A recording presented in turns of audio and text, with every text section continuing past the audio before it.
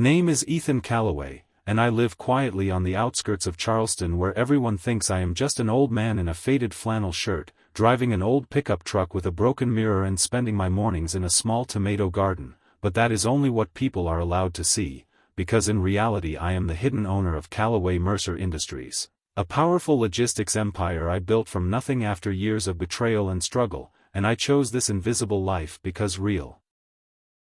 power survives better when no one is looking directly at it.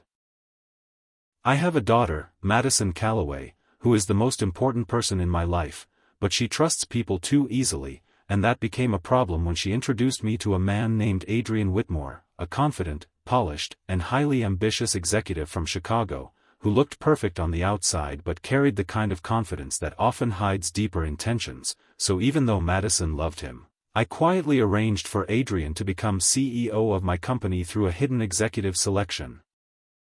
process, without him ever knowing that I was the real owner behind everything he was stepping into.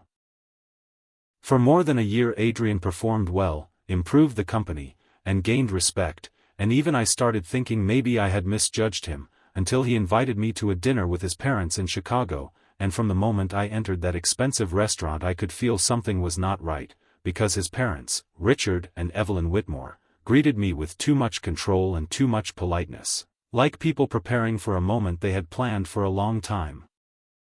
During the dinner, Richard suddenly placed a thick cream-colored envelope on the table and accused me of destroying a man named Daniel Mercer, my former business partner from decades ago, and demanded that I resign and pay compensation for what he believed was injustice, thinking he had finally cornered me with proof of my past mistakes, but what he didn't know was that I had my own truth prepared. So I calmly placed my own envelope on the table, and inside it were bank records, signed documents, and proof that Daniel Mercer had actually betrayed me, first by stealing money, building a secret company, and trying to destroy everything I had built.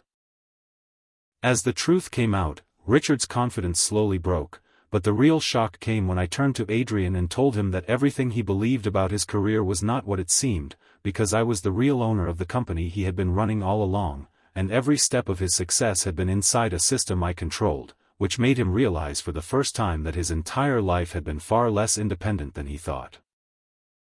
But instead of breaking him completely, something unexpected happened, because Adrian began to see the truth clearly and realized that his own father had been using him as part of a revenge plan he never agreed to, and that moment changed everything at the table, because for the first time he stopped defending blind loyalty and started choosing truth over manipulation.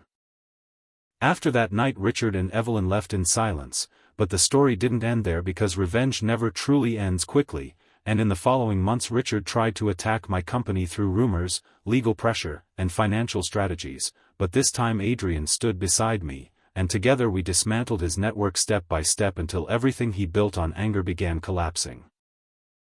The final confrontation happened in New York City, where Richard arrived expecting victory but instead found destruction, because his financial influence was gone, his partners had withdrawn, and his plan had already failed before he even entered the room, and when he looked at me in shock I simply told him that revenge always destroys the person who carries it longer than the person it targets.